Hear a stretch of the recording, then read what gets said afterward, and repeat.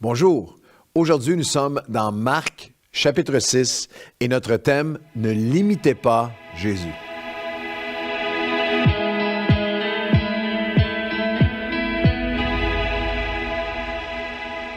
Bonjour à tous et bienvenue à votre café matinal. Nous sommes dans Marc chapitre 6.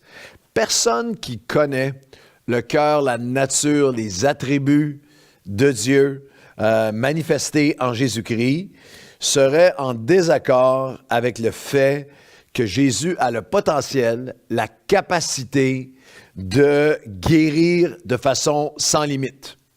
Que Jésus-Christ est le même hier, aujourd'hui et éternellement. Que rien n'est impossible à Dieu.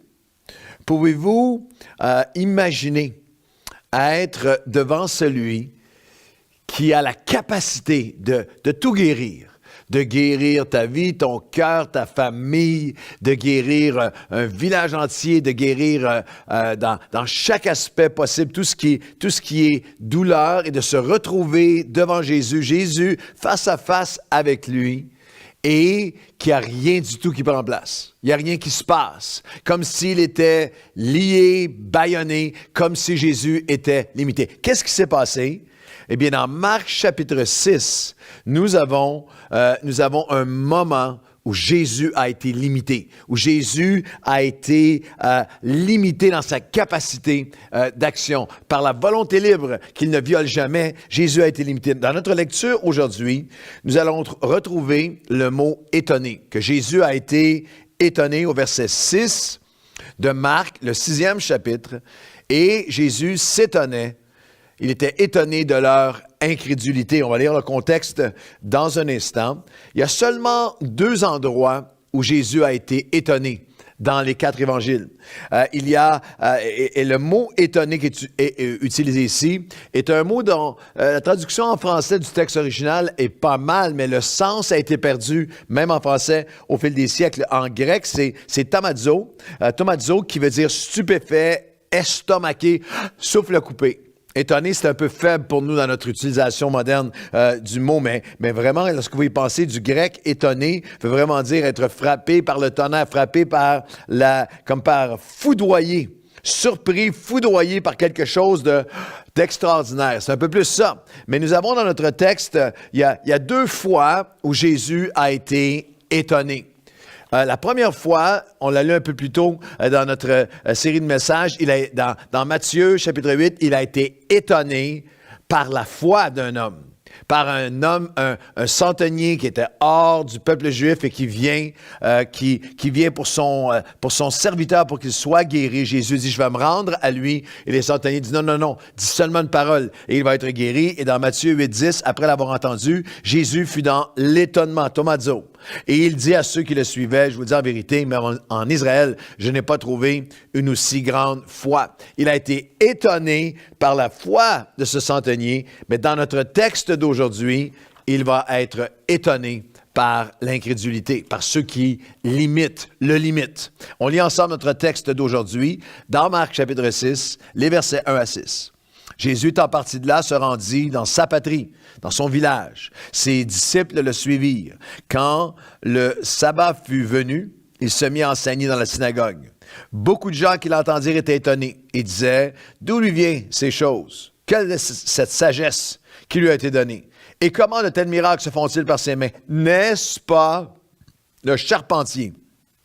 Le fils de Marie, le frère de Jacques, de Joseph, de Jude et de Simon, ses frères et les sœurs filiales, terrestres de Jésus, et de ses sœurs, ne sont-ils pas ici parmi nous? Et il était pour eux un sujet d'offense ou une occasion de chute. Et Jésus leur dit, un prophète n'est méprisé que dans sa patrie, parmi ses parents, sa maison. Et là, il y a une phrase qui est assommoir. Le verset 5, « Et Jésus ne put faire là aucun miracle. » Je répète, il a été limité. Jésus ne put faire là aucun miracle, si ce n'est qu'il imposa les mains à quelques malades et les guérit, et il s'étonnait de leur incrédulité. Ne limitez pas Jésus. Dans le texte qu'on vient de lire, l'incrédulité n'est pas celle d'un Romain ou un étranger ou un Grec ou quelqu'un qui était étranger à la fois, inconnu à la fois ou même hostile à la fois. Elle vient de sa patrie, de ceux qui l'avaient connu. Et c'est important, ceux qui avaient été autour de lui le plus ont cru en lui le moins. Jésus est encore étonné. Il est encore tomatizo. Il est encore stupéfait aujourd'hui, positivement, par la foi de ceux qui, comme le centenier, simplement une parole, la foi du cœur, la foi sincère, la foi sans réserve, la foi qui s'abandonne, qui fait confiance, qui se donne, qui offre la situation à Dieu et qui croit. Mais encore aujourd'hui, Jésus est étonné, il est stupéfait, il est foudroyé, frappé par la foudre. Il est étonné, attristé par l'incrédulité. Il y a une foi qui produit le miraculeux, mais il y a aussi une incrédulité qui paralyse même le maître de tout, Jésus le Tout-Puissant. Et ce qui est hallucinant du chapitre 6 de Marc, c'est ce qui le précède, je vous rappelle, on l'a couvert ensemble. Mais dans Marc chapitre 5, Jésus est dans sa gloire. Jésus manifeste son autorité avec une puissance qui est sans limite. On traverse le chapitre 5 et il y a cet homme, ce démoniaque qui a une légion de démons en lui. 5400 était le nombre de soldats d'une légion. À l'époque, ça représente un homme totalement démonisé qui est miraculeusement guéri et libéré. Vous avez la femme qui est malade, qui a une perte de sang, qui a une maladie sanguine incurable depuis 12 ans, au bord de la faim. La mort la guette et Jésus la guérit miraculeusement alors qu'elle le touche. Et Jésus, dans toute sa puissance, marche jusqu'à annonçant la résurrection de tous ceux qui mettraient leur foi en lui, en guérissant, en ressuscitant, la fille du chef de la synagogue. Dans toute sa gloire du chapitre 5, il entre et il arrive. Il arrive de Capernaum à Nazareth. C'est quelques kilomètres à pied. Il marche dans cette bourgade, dans ce petit village. La majorité des historiens nous parlent de quelques centaines de personnes seulement. Et lorsqu'il arrive là, il est complètement limité. Il ne peut faire là aucun miracle. Alors, c'est des questions importantes. Comment ont-ils pu limiter Jésus? Est-ce que nous pouvons encore le limiter aujourd'hui? Si oui, pourquoi? Par quoi est-il limité dans nos vies? Par quoi limitons-nous son action surnaturelle dans nos vies, nos familles, dans nos relations, dans nos églises, dans notre nation? Je veux vous nommer 3 effets limitants, 3 raisons, 3 éléments, 3 dimensions, 3 pratiques, 3 dynamiques destructives qui viennent limiter Dieu encore aujourd'hui, le limiter dans notre vie. Si vous êtes posé la question, pourquoi le Seigneur semble-t-il ne pas pouvoir faire ici aucun miracle? Il ne fit là aucun miracle. Le Dieu de l'univers, limité par quoi? Il est limité par la familiarité. Par un sens de familiarité. Qu'est-ce qu'il disait? Il disait, n'est-ce pas le charpentier, le fils de Marie? Ses frères, ses sœurs étaient là avec nous. Et il était pour eux une occasion de chute. La familiarité. On a grandi avec lui. On l'a toujours connu comme ceci. Il ne peut pas être autre chose que ce que nous avons connu. Il y a une familiarité. Et attention, il nous guette nous aussi. Nous pouvons devenir familiers avec la louange, familiers avec la présence de Dieu, familiers avec l'Église, familiers avec la parole de Dieu, familiers avec la prédication de la parole de Dieu, familiers avec notre salut, familiers avec sa grâce, familiers avec la prière. Vous savez que la prière peut juste être une répétition vaine. Jésus avertissait sur ça il y a 2000 ans. 2000 ans. En anglais, il y a une expression, même dans les relations humaines, « Familiarity brings contempt ». Que la familiarité conduit au mépris. C'est exactement ce qui est arrivé dans Marc 6. Il leur dit, donc, un prophète n'est méprisé. Jésus leur dit, un prophète n'est méprisé. La familiarité qui a conduit au mépris que dans sa propre maison. Il y a une familiarité. J'oserais dire que même avec regarder nos réunions en ligne plutôt que de venir à la maison de Dieu, il est possible de développer une certaine familiarité qui tue le miraculeux. On regarde la réunion, on regarde la prédication du coin de l'œil en faisant d'autres choses, en faisant notre ménage, en se levant, en jouant sur notre téléphone, en étant sur notre tablette, du coin de l'œil insouciant. Je veux nous saisir et nous ramener à ce sens de dire, Seigneur, viens tuer toute familiarité en moi. Je ne veux pas être un homme de familiarité. Avec toi, je veux être un homme de foi. Que lorsque je me lève, je vais m'en vais dans la présence de Dieu, je m'en vais dans la parole de Dieu, elle va me parler. J'entends un message, il est pour moi. Dieu va agir. Nous allons louer Dieu, nous venons ensemble, nous nous attendons au surnaturel. La familiarité peut limiter l'action de Dieu dans nos vies. Nous bannissons la familiarité, nous voulons être bénis par la foi qui s'attend, qui vient avec révérence et avec anticipation, s'attendant à Dieu. Le deuxième élément qui limite Jésus dans notre texte, c'est la dimension d'offense. Et il fut pour eux un sujet d'offense, une occasion d'offense. Le mot on a traduit en français une occasion de chute. Mais c'est vraiment le mot scandalizo, c'est vraiment, en anglais, ça traduit offense, ils ont été offensés, ils ont été scandalisés. Il était pour eux un sujet d'être scandalisés. Comprenez bien, entre la fin de l'Ancien Testament, entre la dernière page de Malachie, même si l'Ancien Testament se termine avec la promesse, Malachie 4:6, qu'il va ramener le cœur des pères vers les fils, le cœur des fils vers les pères. Je crois que c'est humain, mais aussi spirituel. Je veux ramener le cœur de ces nations loin de moi, vers moi, mes enfants, vers moi, qui est leur père. Il y a entre la dernière page, lorsque vous lisez votre Bible, c'est une page, mais entre la dernière page de l'Ancien Testament et lorsqu'on arrive à Marc 6, les premières pages des Évangiles, il y a 400 ans.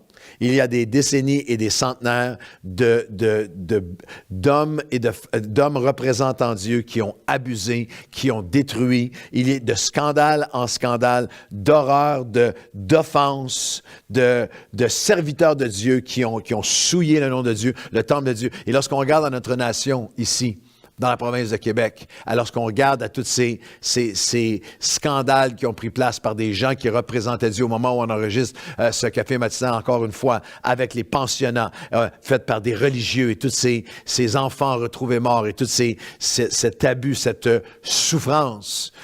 Lorsque leur image de Dieu a été saccagée, lorsque quelqu'un vient parler de Jésus, vient parler du Seigneur, il y a une offense qui est là. Il y a une offense, et l'offense peut en venir à limiter Dieu. Le proverbe dit, celui qui est dans une offense, c'est comme derrière les barreaux même d'une prison.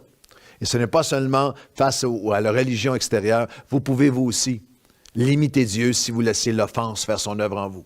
Une offense auprès de serviteurs de Dieu, une église qui a déçu, des serviteurs de Dieu qui ont déçu, des relations qui ont déçu, des chrétiens qui ont déçu. Une offense dans notre esprit, une offense dans nos cœurs qui est permis de porter son poison, vient limiter Dieu. Nous venons et disons, Seigneur, bannis nos cœurs. On vient refuser toute familiarité. On vient te demander de nous guérir de nos offenses. Nous ne voulons pas te limiter. Le dernier aspect, c'est l'incrédulité.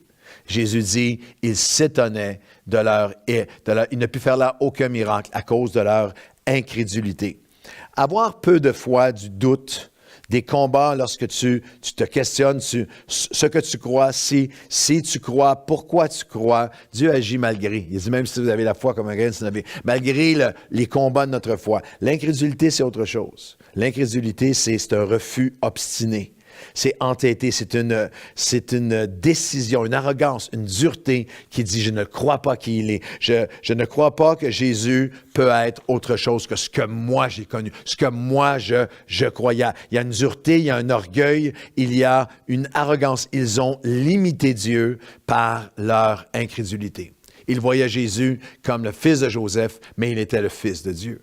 Il voyait Jésus comme le bébé de Marie, mais il était Emmanuel, Dieu avec nous. Il voyait Jésus comme le fils du charpentier qui avait fait quelques items avec le bois, mais il était en fait le créateur de l'univers qui voulait venir vivre dans leur cœur. Ils l'ont limité par la familiarité, les offenses et par une espèce d'endurcissement, d'entêtement. Jésus ne peut pas être plus que ce qu'il a été, ce que moi je conçois.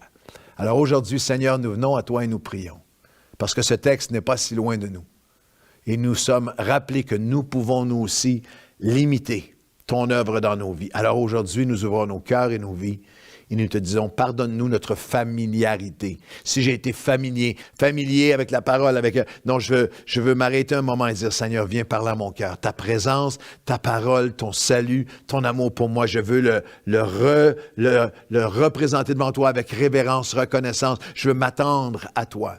Viens bannir dans mon cœur, Seigneur, la familiarité. Viens guérir mon cœur s'il y a eu une offense qui pourrait faire en sorte que je te limite dans qui tu es. Les hommes, même, et les femmes qui t'ont représenté ont pu décevoir, mais toi, tu es parfait. Je ne laisserai pas l'offense humaine m'empêcher de voir ta grandeur, de vivre ta grandeur. Je ne laisserai pas l'offense te limiter dans ma vie.